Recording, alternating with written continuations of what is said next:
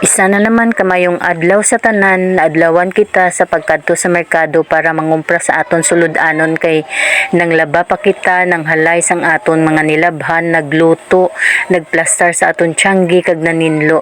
So gitapos ko anay tanan ang mga ulo-brown sa balay kag nagkadto sa merkado.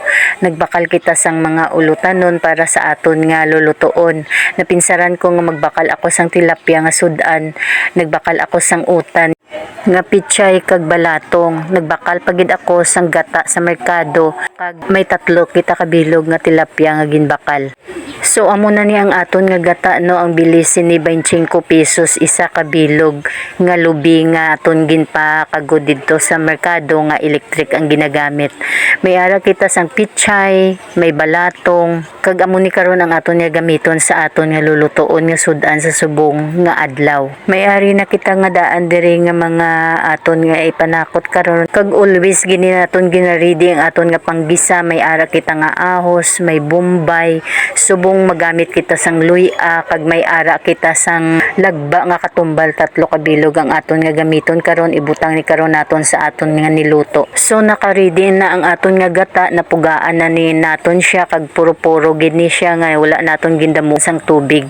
Gibutang na naton sa aton nga pitsil kag nagprepara na kita sang aton nga kalaha kag nag-init na ang kalaha. Gibutang naton ang aton tatlo kabilog nga isda nga tilapia kag butangan ni naton karon sang sabaw nga tubig kay kung hindi ni siya naton butangan sabaw nga tubig mapilit ni sa kalaha kay ang aton nga kalaha init na siya kaayo. So ang aton lamang himuon sa sininga mino ipanglunod lamang naton ang aton mga lamas tanan. Ang una naton gimbutang amo ang aton nga ahos, isunod naman naton ang aton nga bombay kag dugay-dugay amat-amaton naman naton pagbutang ang aton nga mga luya kag ang aton nga tatlo kabilog nga katumbal. Aton lamang inipabukalon ang aton nga isda sa kalaha kag kung medyo bukal-bukal na siya medyo gamay or nagbukal na siya todo, pwede na ni naton siya ng takloban no. Kag dugay-dugay aton naman ihanda ang aton nga gata kay amo ni siya ang aton isunod ang aton gata nga ibutang naton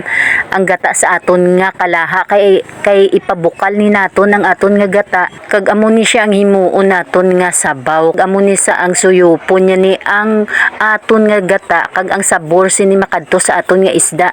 So ginbubura naton sang aton nga liso nga ricado. Gibutangan ni naton siya kay para madula ang langsa. Gibutangan naton tatlo kaputos nga tagpiso ang isa ka putos. Tapos isunod naman ni naton ang aton nga asin. Butangan naton asin gamay lang kag ginbubo na naton ang aton nga gata sa aton nga kalaha kay sirbi ni siya nga sabaw naton hasta nga maluto ang aton nga tilapia.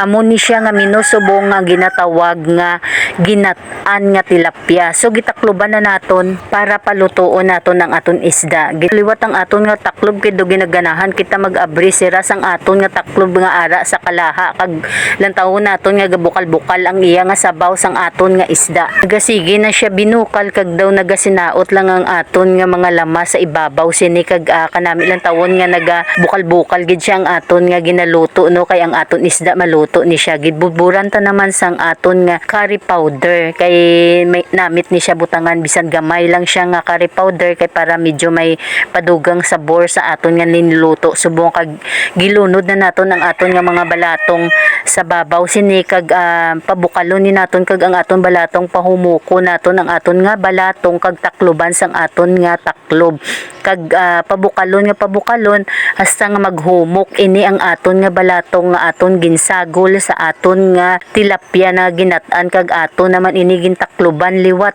kag aton naman ginabri butangan naton sang isa kabilog nga food coloring kay para may medyo may color man ang aton nga niluto subong nga adlaw no. Pasensya na kamo kung kada voice over ko diri do it gid ang aton nga manok no kay ang manok ari gid sa atubang naton kag siguro hindi man na timing kay siguro pag maghambal ko diri makadungan lang nga amo niya paghambal nga duwa kag mabatian yo gid ang kwan sang manok dinamon.